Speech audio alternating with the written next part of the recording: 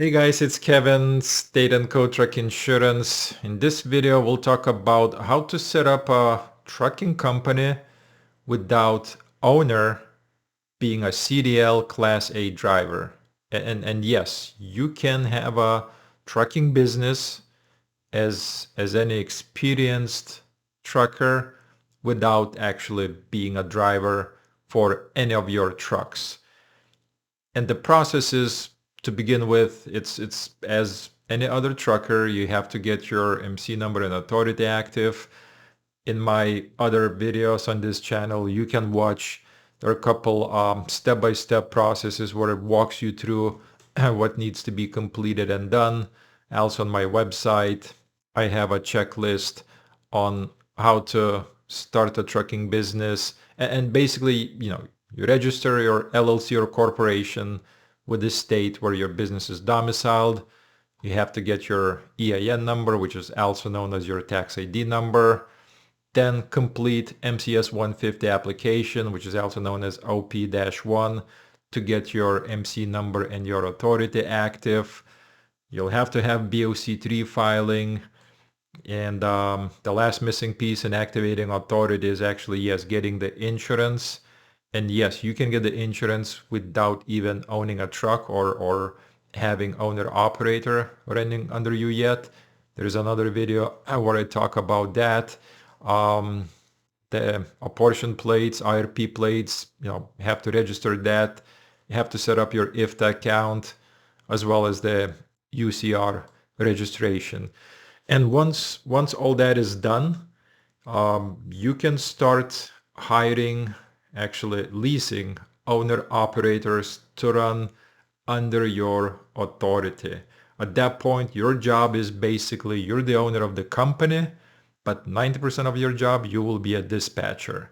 When you start leasing on owner operators under your MC number, yes, they'll have to qualify to be listed under your company's insurance policy. So before you even promise them that, hey, you can run under me, make sure you run all their information, the CDL number, date of birth, and the VIN number of the truck by your insurance company, because you need to be able to tell them how much their portion of the insurance can be. And if the insurance company you signed up with has no limitations for how many trucks you can add, yeah, you can add 2, 3, 4, and each owner operator will have a slightly different price depending on the years of their CDL experience and depending on how good and clean their driving record is.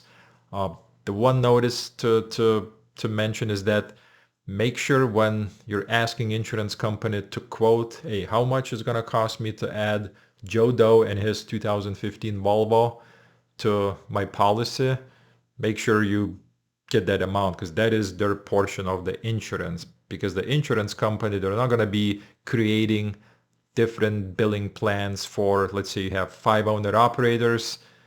It's just at the beginning of that quote, that's where when you will know exactly how much it's going to cost for that owner operator to to run under your MC number for the insurance portion. Because once they're added, that bill is just going to be one bill under your company's name, and it's just going to tell, hey, let's say $6,000 per month.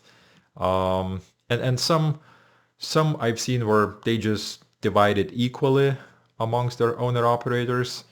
But then again, if somebody's got like, speeding ticket or any other violation, and that one owner operator is actually going to jack up prices for everybody else, then yes, you want to make sure that when you talk to them, you explain that, hey, your portion is going to be a little bit higher because of your MBR, because of your driving record.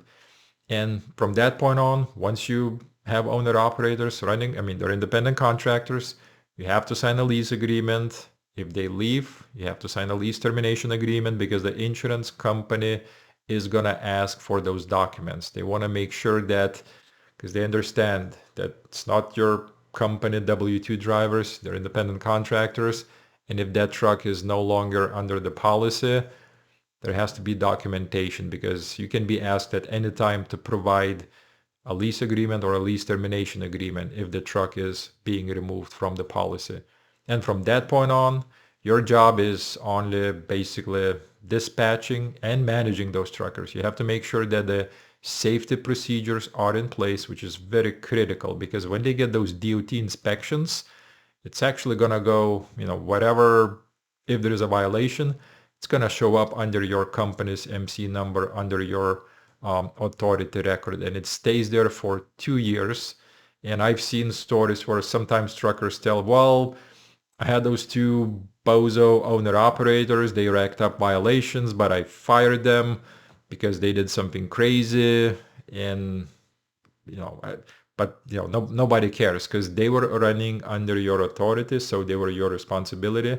So make sure you have those safety procedures, the vehicle maintenance, driver inspection, know what they have on their MVR, know if they're good, clean, safe driver, because otherwise, if they rack up those violations, guess what? Upon renewal, your insurance premium is going to go up, and even if that owner operator is no longer with you, it's still going to have a negative impact on your insurance premium for 24 months. And then, yeah, your job is just basically finding loads and dispatching those owner operators on a daily basis.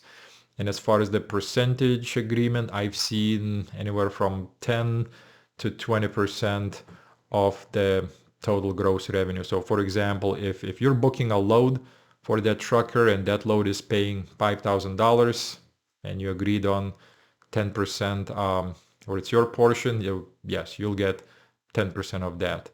And then yes, you still have to run all your own accounting. Yep, you have to be, the CEO, the janitor, the ops manager for your business. But in a nutshell, without a CDL, you can run that business, and your job mainly is to dispatch those truckers and make sure you have quality truckers, because that's what's gonna make or break you in this business.